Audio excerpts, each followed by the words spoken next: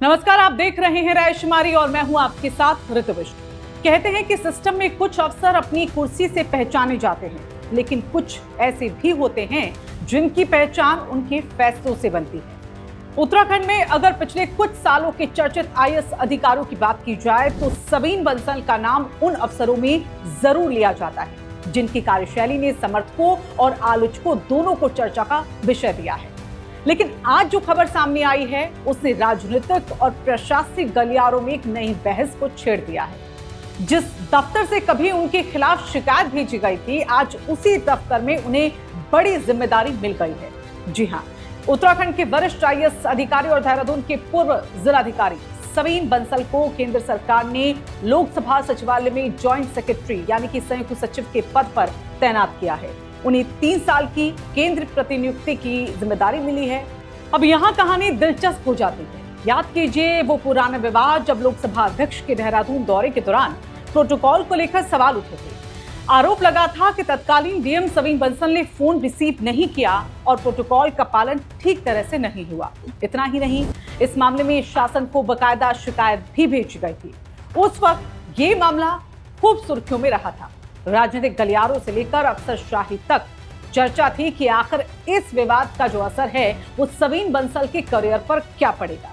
लेकिन वक्त का पहिया देखिए, आज वही लोकसभा सचिवालय उन्हें संयुक्त सचिव के महत्वपूर्ण पद पर बुला रहा है।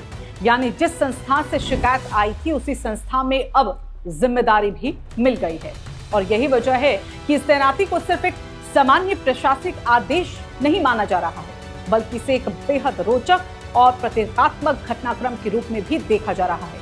अब सवाल यह है कि आखिर सबीन बंसल की पहचान क्या रही है, क्यों उनका नाम उत्तराखंड में बार बार चर्चा में आता रहा है। दरअसल देहरादून के जिलाधिकारी रहते हुए सबीन बंसल की जो छवि है वो एक सख्त और एक्शन लेने वाले अधिकारी की रही है। सरकारी दफ्तरों में अचानक निरीक्षण करना हो, लापरवाही पर कार्रवाई करना हो और फाइलों को लंबे समय तक दबाकर रखने की संस्कृति पर चोट करना उनकी कार्यशैली का एक हिस्सा माना गया है।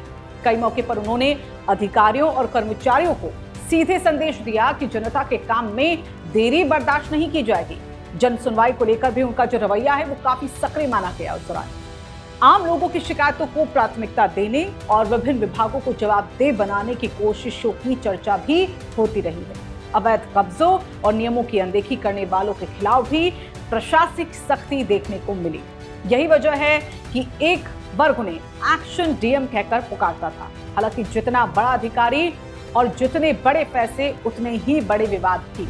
सबीन बंसल का कार्यकाल कई बार राजनीतिक और साथ ही प्रशासनिक चर्चाओं के केंद्र में भी रहा, लेकिन उनके समर्थकों का तर्क हमेशा यही रहा कि जो अधिकारी काम करता है वही सबसे ज्यादा निशाने पर भी आता है। और यही वजह है कि आज जब उनकी केंद्र प्रतिनियुक्ति की खबर सामने आई तो सोशल मीडिया पर भी लोगों की जो प्रतिक्रियाएं हैं वो अलग अलग तरीके से देखने को मिल रही है। कई लोग इसे उनकी प्रशासनिक क्षमता की मान्यता बता रहे हैं और कुछ लोग पुराने विवादों को याद कर रहे हैं। लेकिन एक बात यहाँ पर तय है कि लोकसभा सचिवालय जैसा प्रतिष्ठित संस्थान किसी भी अधिकारी के लिए बेहद महत्वपूर्ण जिम्मेदारी माना जाता है।